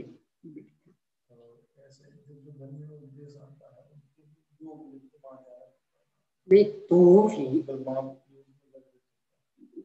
योग वाला तो है, पर उपयोग भित्ति रंगने के लिए अवसर नहीं, क्योंकि वो कषाय चाहिए, और वहां तो सारा निष्कषाय भीतरा अनिच्छिक भाव से सारा होगा, इच्छा नहीं बिल्कुल, बिना चाहे के ध्वनन शिल्पी करश परेशान मोर्जा किम अपेक्षित, ऐसे उनके दोष नहीं आएगा। फिर ऐसे क्रोध मान माया लोग, इस प्रकरण में बस एक जो ख्याल में रखना है विशेष वो ये कि जो ये पहले चर्चा की थी, 5वें गुणस्थान तक जिस तरह के प्रमाद थे वे यहाँ नहीं।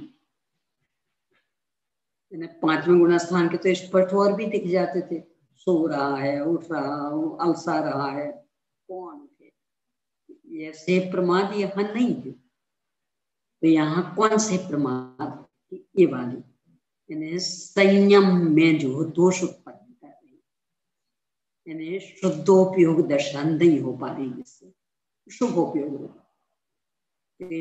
15 प्रमादों को शुभोपयोग रूप में देखना पड़ेगा, अशुभोपयोग नहीं, यानी घर गृहस्थों जैसे नहीं, ये लेटे हैं, लौट रहे हैं, गप्पे कर रहे हैं, ये तो वहां संभव ही नहीं। पढ़ने पढ़ाने में लगेंगे तो मात्र जिद मानेंगे और कुछ नहीं। तो उनमें ही फिर ये प्रमाद देखने पड़ेंगे। तो ये अपन ने 4 विकथाएं देखी।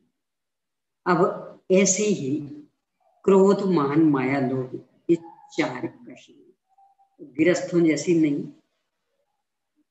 कोई मारपीट हो जाए, गाली गलौज हो जाए, श्राप दे दें, ये सब कुछ नहीं। तो क्या उनकी भूमिका अनुसार सुरत सागर महाराज जी ने अपने साथ में घटी हुई घटना आकर के अकंपनाचार्य स्वामी को सुनाई और एकदम से उनकी आकृति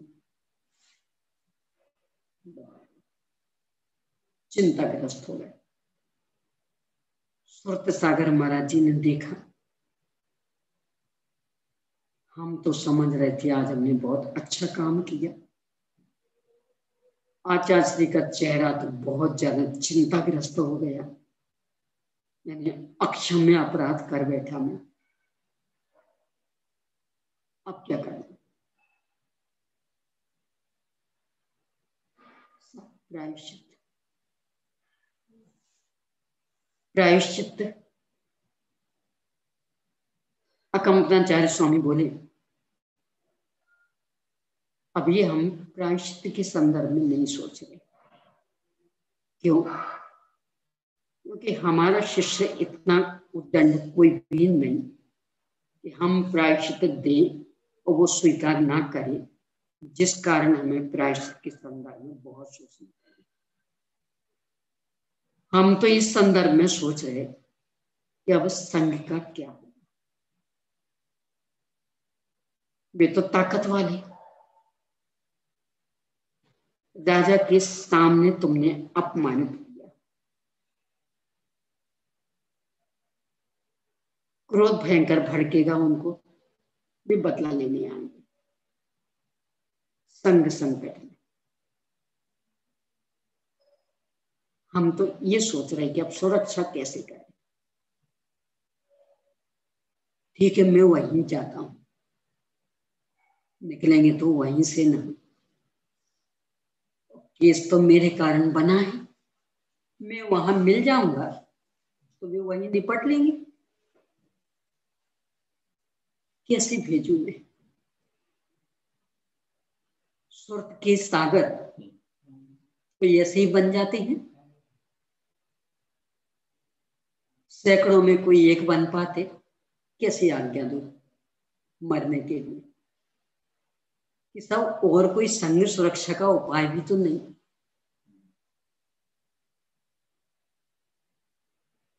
पर संघ सुरक्षा के लिए सुरत के सागर को तो दाव पर नहीं लगा सकते। गलती तो उनने की ना, कुछ भी। जब उनने कहा कि सुरत का सागर तो ठीक, सुरत के सागर को संयम का सागर पहले होना चाहिए, ज्ञान तो बाद में काम आए, पहले संयम होना चाहिए। आखिरकार आचार्य श्री मोहन रह गए, वे नमोस्तु करके जो वो चिंताग्रस्त स्थिति, कौन सी कषाय? संजलन कषाय की तीव्रता, क्रोध भी, मान भी, माया भी, लोभ भी, इस तरह। एक और इस संदर्भ में ध्यान में रखने योग्य बात, जब मिथ्या दर्शन, अविरति, प्रमाद, कषाय इस तरह का विश्लेषण होता है, तो अनंतानुबंधी कषाय मिथ्या दर्शन से समझ जाते, उसे अलग से कषाय नहीं कहेंगे। अप्रत्यख्यानावरण और प्रत्यख्यानावरण कषाय, इनका नाम अविरति पड़ता, तो उन्हें कषाय नहीं कहेंगे। यदि प्रमाद और कषाय दो अलग अलग भेद ये हैं, तो प्रमाद में आती है संजलन कषाय की तीव्रता, और कषाय में फिर मंद, मंदतर, मंदतम और सूक्ष्म लोभ। और यदि प्रमाद को अलग नहीं किया हो तो कषाय में अकेली संमिलन कषाय और नॉनु कषाय, ये मर्यादा। यानी जब मिथ्या दर्शन, अविरति, प्रमाद, कषाय अथवा मिथ्या दर्शन, अविरति और कषाय इस तरह का विभाजन करते हैं, उसमें कषाय में अकेली संजुलन कषाय आता है। प्रत्यख्यानावरण ये अविरति में और अनंतानुबंधी ये मिथ्या दर्शन, कषाय अकेली संजुलन कषाय। यहां भी कषाय की बात की तो अकेली संजुलन कषाय, क्योंकि प्रमाद की चर्चा चल रही, यानी संजुलन कषाय की तीव्रता, जिससे छठवां गुणस्थान बनता। तीव्रता मतलब जितने जो भी कार्य दिख रहे छठवें गुणस्थान में, 28 मूल गुण, आहार विहार निहार, अध्ययन अध्यापन, प्रायश्चित इत्यादि, ये सब इनके कार्य। संतुलन संबंधी क्रोध मान माया लोभ इनके ही कार्य।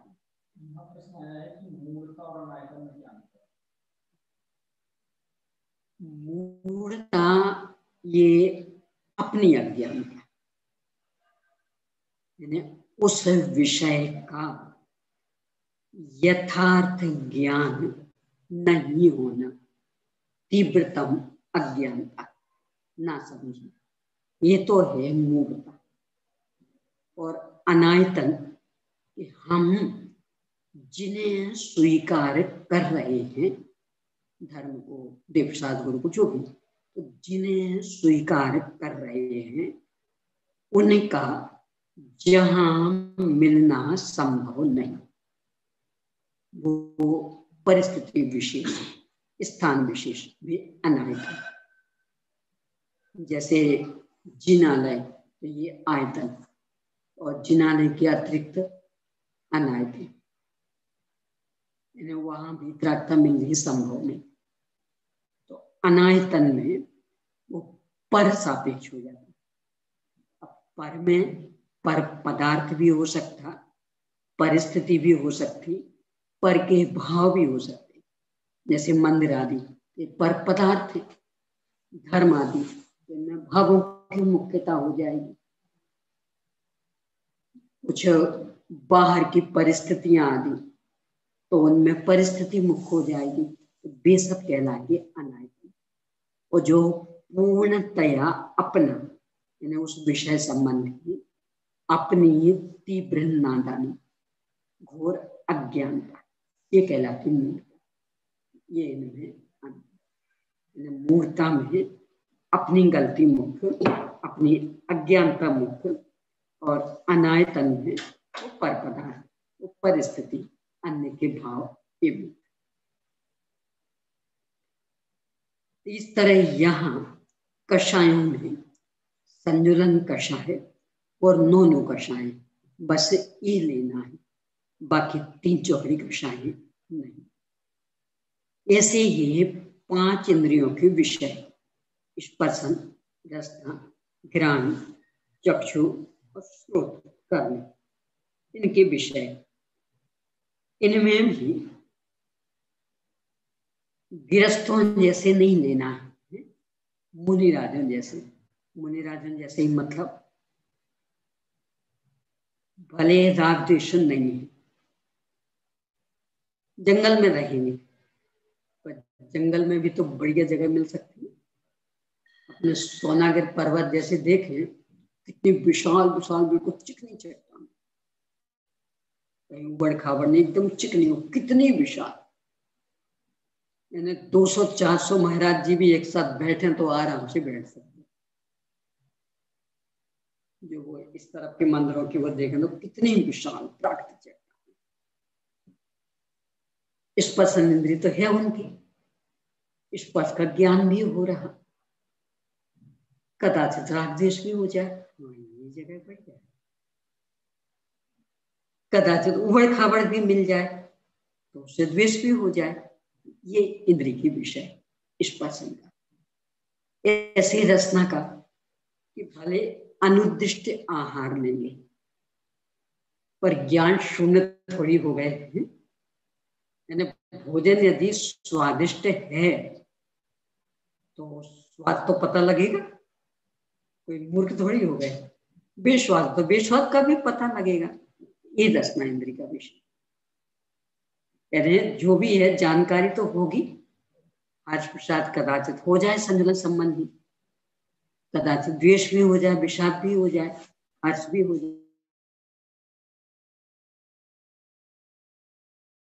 तो आदि में नहीं जाएंगे।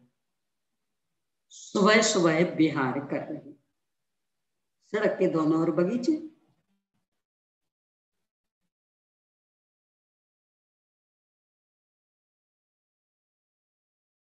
बढ़िया फूल नाक में जाएगी, बराबर ज्ञान है। गुलाब की गंध है, चंपा की गंध है, चमेली की गंध, कदाचित संजुलन संबंधी राग द्वेष भी हो सकता।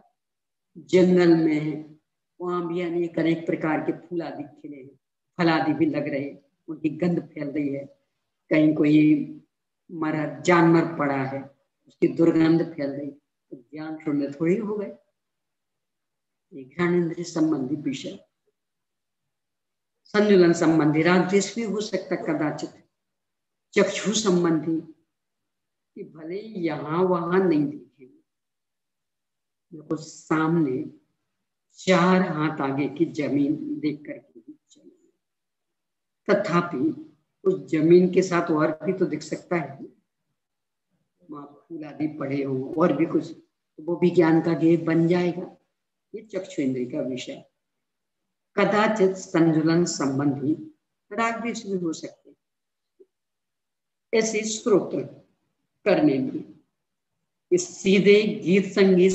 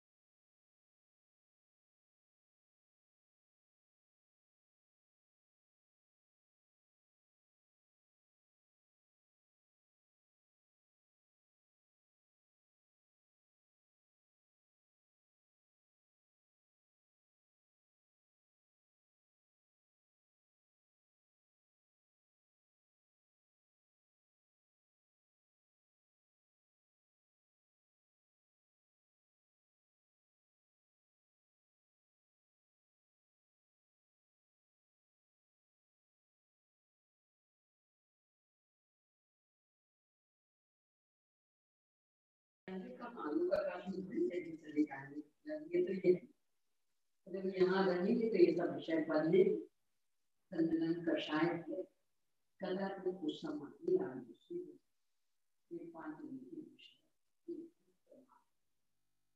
निद्रा लीला जाना तो मान में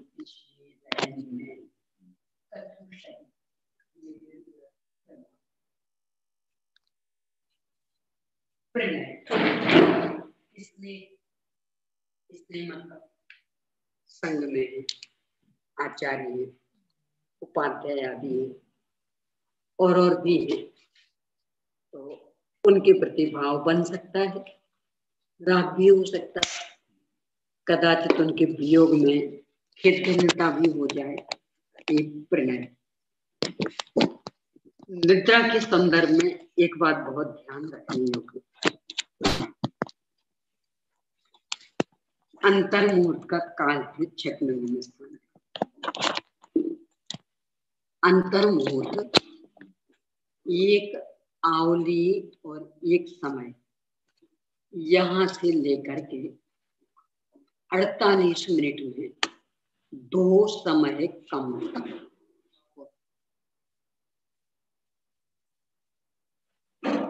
यदि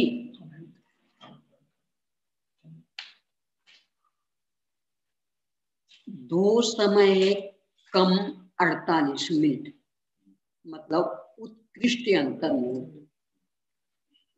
इतने पूरे काल तक निद्रा हो जाए तो नियम से छठ में से पैदा होना चाहिए। इसमें आएगा आगे जहाँ काल आदि की अपेक्षा चर्चा आएगी। 48 मिनट में 2 समय कम, ये उत्कृष्ट अंतर मुहूर्त का काल। तो यदि उतनी नींद आ गई नियम से पहला होना, छठ में नहीं टिकेगा।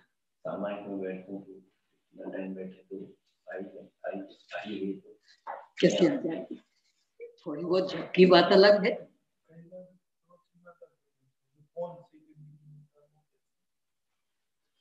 इसका कोई प्रमाण तो है नहीं। वो गुरुदेव से भी कहा करते थे, तो गुरुदेव से भी कहा करते थे कि प्रमाण तो नहीं है। ये स्पष्ट नाम लेके कहा करते थे कि रतन चंद मुख्तियार साहब ने कहा,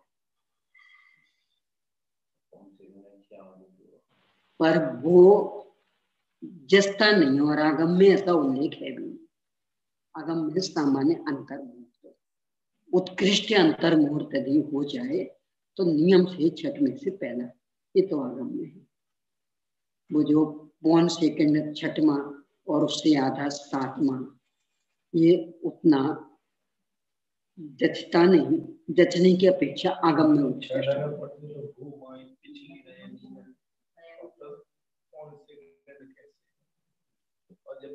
स्वप्न में बैल बुआते देख लिया,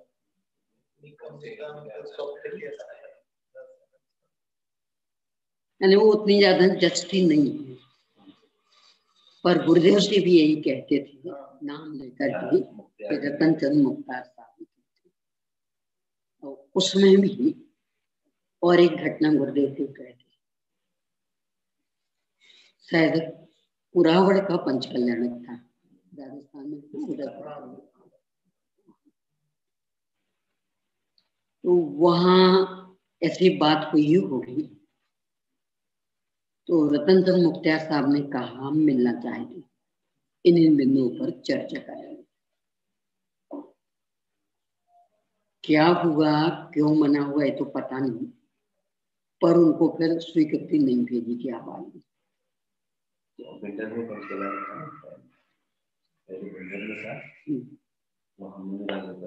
वहां पे आए थे, तो उसी समय की घटना कि क्योंकि वहां आए थे, वहां से कुरावड़ एकदम पास, तो उन्हें मिलने की भावना व्यक्त की। गुरुदेव श्री ने भी बहुत प्रसन्नता व्यक्त की। तो गुरुदेव श्री ने कहा कि हाँ आने दो, और बाद में क्या कुछ हुआ तो इन्हें मना कर दिया कि नहीं।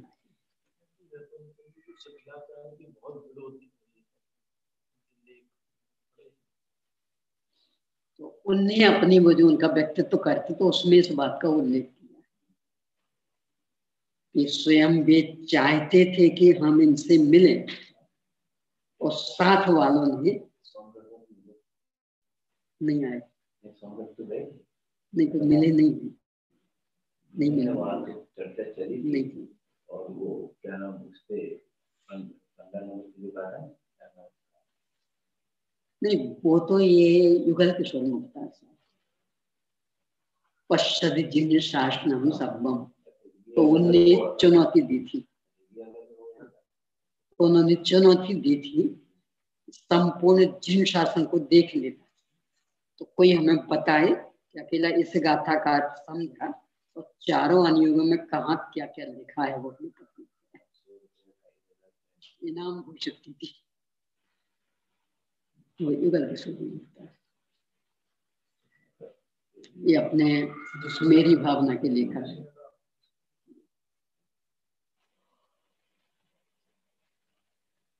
बहुत ऐतिहासिक स्थितियां बन जाती हैं। तो गुरुदेव से तो जब भी इस बात का उल्लेख करते तो नाम ले करके कि वे ऐसा कहते हैं, पर आगम में तो सब अंतर मुहूर्त लिखा। यहाँ निद्रा के संदर्भ में विशेष लिखा कि यदि उत्कृष्ट अंतर मुहूर्त यानी 48 मिनट में 2 समय कम, इतनी निद्रा हो जाए तो नियम से पहला गुणस्थान, यानी छठवें सातवें के लिए इससे अंदर अंदर की निद्रा ही हो, पूरा उत्कृष्ट अंतर मुहूर्त नहीं हो सकता। एक में गिरे पहले गुणस्थान में, सातवें गुणस्थान में आ सकते, पर पुरुषार्थ करेंगे तो कहाँ आ सकते, कहानी बात को थोड़ी, वहां से तो गिर गए ना। यहाँ तो मूल गिरने की क्या नहीं, यदि 2 समय कम 48 मिनट निद्रा हुई तो नियम से पहले, अब तो पुरुषार्थ करें तो अनादि मिथ्या दृष्टि भी सातवें में जा सकता, तो उसमें क्या, तो पुरुषार्थ की बात। प्रणय में संघ में रह रहे हैं, राग हो जाता तो प्रणय में, स्नेह में, यहां तक हो सकता। देखो ये कि भी एक विचारणीय बिंदु, चौथे गुणस्थान तक 6 लेश्याएं मानी, 5वें गुणस्थान में 3 शुभ लेश्याएं और 6वें गुणस्थान में कदाचित 6 लेश्याएं। 5वें में अशुभ लेश्या नहीं मानी और 6वें में कदाचित 6 लेश्याएं हो सकती हैं, 3 अशुभ। उसका कारण 5वां वाला चूंकि घर गृहस्थी में है, सारी व्यवस्थाएं उसने जमा रखी, तो अब उसकी इतनी तीव्रता नहीं आएगी पापों में, मतलब एक असुरक्षा आदि की भावना वाली, क्यों, सारी व्यवस्था में जमी थी। अब मुनि राजू में अपना सब कुछ छोड़ चुके, बाहर का ही आचार्य संग में है, आचार्य का बहुत प्रभुत्व है, अचानक आचार्य का देहावसान हो गया, अब पूरे संग, अब क्या होगा, कौन संभालेगा। अभी तो उनके कारण समाज में सारी व्यवस्था हो जाती थी, अब क्या हो सकता सब नए नए दीक्षित भी हो, हम तो कोई जंगल भी नहीं देखे, मार्ग भी नहीं देखा, किस जंगल में कहाँ रुकना कहाँ नहीं रुकना, अब कौन संभालेगा। तो 3 अशुभ लेश्याएं नहीं हो सकती। सर्वार्थ सिद्धि में दिया है सामान्यतया तो शुभ लेश्याएं, पर कदाचित 3 अशुभ लेश्याएं और 5वें गुणस्थान में अशुभ लेश्याएं। तो ये सब है प्रणय, स्नेह के कारण, यानी आचार्यों का जो प्रभुत्व है, उपाध्याय का जो प्रभुत्व है। देखो अपन ऐसा सोचे ना, दीक्षित तो कोई भी हो सकते, यानी 8 वर्ष की उम्र से लेकर के और बिल्कुल वृद्ध तक, यहाँ 8 वर्ष वाले जिनका भी शरीर परिपक्व नहीं हो पाया, उन्हें उस हिसाब से सारी व्यवस्थाएं चाहिए। एक एकदम वृद्ध, एक ज्यादा परिपक्व हो गया, उन्हें उस हिसाब से व्यवस्थाएं चाहिए। आचार्यों का प्रभुत्व इतना रहता कि उनके कारण सबकी व्यवस्थाएं बन जाती, यानी बाल मुनिराजों का बाल मुनिराजों जैसा, वृद्ध मुनिराजों का वृद्ध मुनिराजों जैसा। अब अचानक हो जाए आचार्यों का वियोग, तो फिर सब अपने को बिल्कुल अनाथ जैसा महसूस करने लगते, क्यों, और तो कोई इतना प्रभुता संपन्न है नहीं, सबको संगठित रख सके, सबकी व्यवस्थित व्यवस्था बना सके, कोई दिख नहीं रहा। ये अपन लोग इस दृष्टि से सोचते नहीं है, सोचें तो कभी कभी ख्याल में भी आता, ये जो थे नहीं, समय तो हो गया अपना, ज्यादा हो गया, बस करते हैं आगे देखेंगे।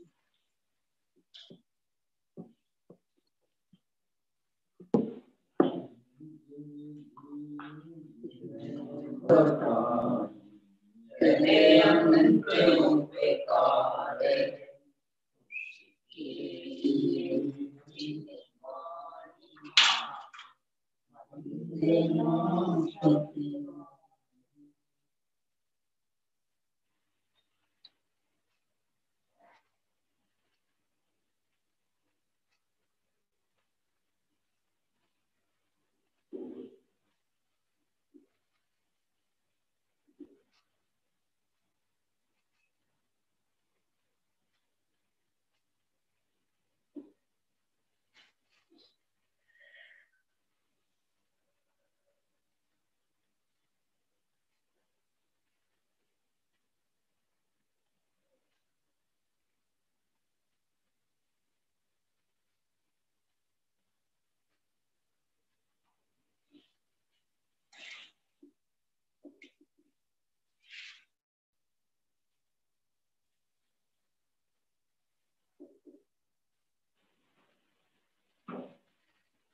जात्सनमयी जिनवानी माता की जय।